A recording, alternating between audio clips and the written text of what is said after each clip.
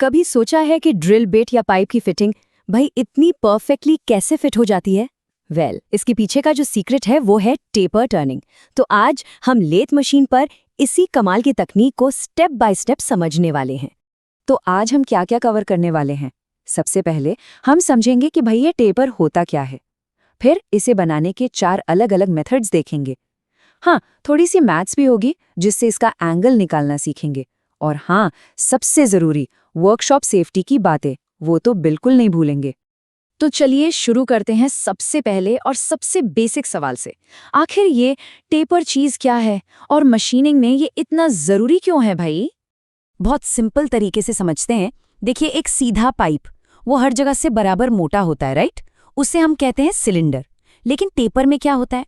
Diameter एक सिरे से दूसरे सिरे तक या तो धीरे धीरे कम होता जाता है या फिर बढ़ता जाता है। मतलब एक कोन जैसा शेप बन जाता है। और हाँ, ये सिर्फ कोई किताबी बात नहीं है। आप अपने आसपास देखिए, ड्रिल बिट्स, पाइप की फिटिंग्स, मशीनों के स्पिंडल्स, टेपर का इस्तेमाल सच में हर जगह है। इसी की वजह से तो 2 पार्ट्स एक दूसरे में एकदम कसकर बिना हिले डुले परफेक्टली फिट होते हैं। ठीक है, तो अब हमें ये तो पता चल गया कि टेपर क्या होता है। तो अब अगला सवाल क्या है? जाहिर है, इसे बनाते कैसे हैं? तो लेथ मशीन पर इसे बनाने के 4 मेन तरीके हैं। चलिए एक एक करके सबको समझते हैं। तो सबसे पहला और शायद सबसे सिंपल मेथड है फॉर्म टूल मेथड। अब जैसा इसका नाम है वैसा ही काम है। यहाँ पर असली हीरो है हमारा टूल, जिसका एक खास शेप होता है। इसे आप एक कुकी कटर की तरह समझिए। जैसा कुकी कटर का शेप होता है वैसी ही कुकी बनती है ना? बिल्कुल वैसे ही यहाँ जैसा हमारे कटिंग टूल का शेप होगा, ठीक वही शेप वर्कपीस पर कट जाएगा। बस टूल को सीधा वर्कपीस में फीड करिए और बस टेपर तैयार। ये छोटे और आसान टेपर बनाने के लिए सबसे तेज तरीका है, नो डाउट। ओके, अब बात करते हैं मेथड नंबर 2 की, टेल स्टॉक ऑफसेट मेथड। ये मेथड तब बहुत काम आता है जब हमें लंबे टेपर बनाने हों जिनका एंगल बहुत ज़्यादा ना हो, मतलब बहुत हल्का सा टेपर हो।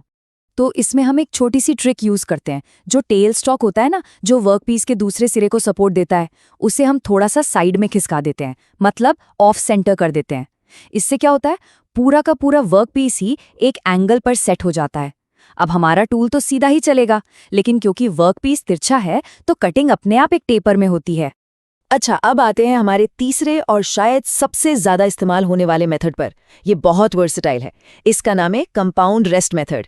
ये मेथड तब बेस्ट है जब आपको कोई छोटा लेकिन स्टीप टेपर बनाना हो, मतलब जिसका एंगल काफी ज्यादा हो। यहाँ हम क्या करते हैं? हम मशीन के किसी और पार्ट को नहीं छेड़ते।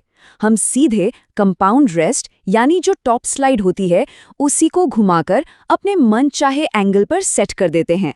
फिर बस उसके हैंडल को हाथ से घुमाते जाइए और टूल को फीड करते जाइए। टूल उसी एंगल पर कटिंग करेगा। और सबसे बढ़िया बात, इससे आप एक्सटर्नल और इंटरनल यानी बाहरी और अंदरूनी दोनों तरह के टेपर बना सकते हैं। और अब आखिर में आता है सबसे accurate method, taper turning attachment का इस्तेमाल। जैसा कि नाम से ही पता चल रहा है, ये एक स्पेशल अटैचमेंट है, एक अलग से डिवाइस जिसे हम लेथ मशीन पर लगाते हैं। इस अटैचमेंट को आप एक तरह का गाइड या कह सकते हैं एक मास्टर मान लीजिए।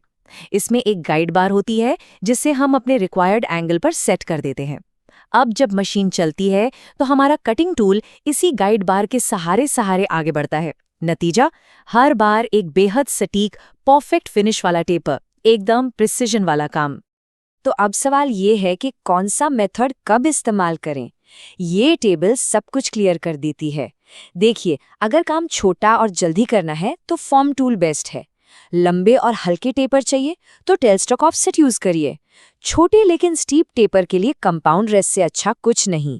और जब बात हो परफेक्शन की, मतलब एकदम एक्यूरेट काम करना हो, तो टेपर अटैचमेंट ही आपका जवाब है।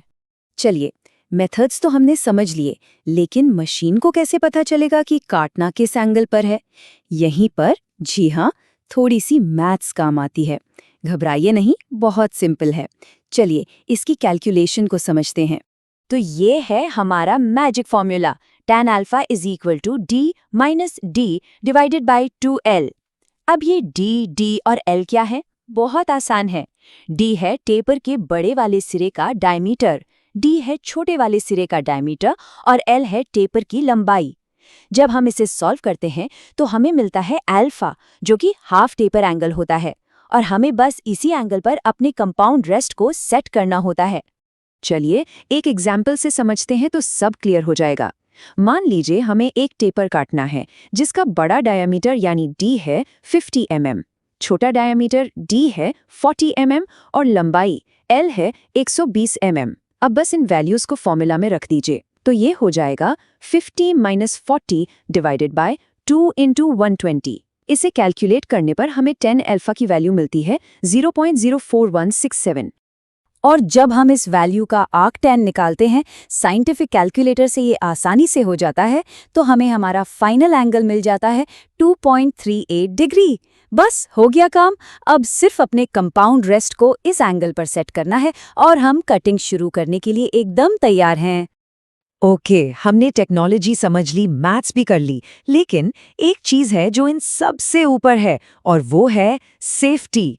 याद रखिए, मशीनिंग में सेफ्टी सबसे पहले आती है, चाहे आप कितने भी एक्सपर्ट क्यों न हो।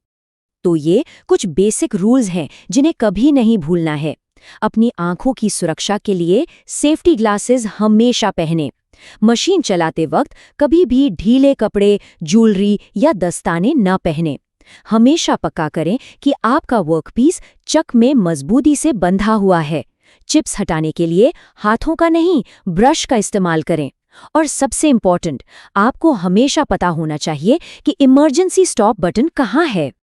तो चलिए, आज हमने जो कुछ भी सीखा है उसे जल्दी से एक बार रिकैप कर लेते हैं ताकि सारी जरूरी बातें दिमाग में बैठ जाएं। तो मेन टेकअवेज क्या हैं? पहली बात, टेपर का मतलब है डायमीटर में एक जैसा बदलाव। दूसरी, हमारे पास 4 मेन मेथड्स हैं: form tool, tell stock offset, compound rest और टेपर अटैचमेंट, और हर मेथड किसी खास तरह के काम के लिए बेस्ट है। तीसरी, एक्यूरेसी के लिए वो फॉर्मूला याद रखना बहुत ज़रूरी है। और चौथी और सबसे ज़रूरी बात, सेफ्टी के साथ कोई समझौता नहीं। तो जाने से पहले एक सवाल आपके लिए छोड़ जाते हैं। सोचिए, अगर आपको एक बहुत छोटा लेकिन काफ़ी स्टीप एंगल वाला टेपर बनाना हो तो आप इन चारों में से कौन सा मेथड चुनेंगे? इसका जवाब नीचे कमेंट्स में ज़रूर बताइएगा। उम्मीद है कि ये जानकारी आपके बहुत काम आएगी।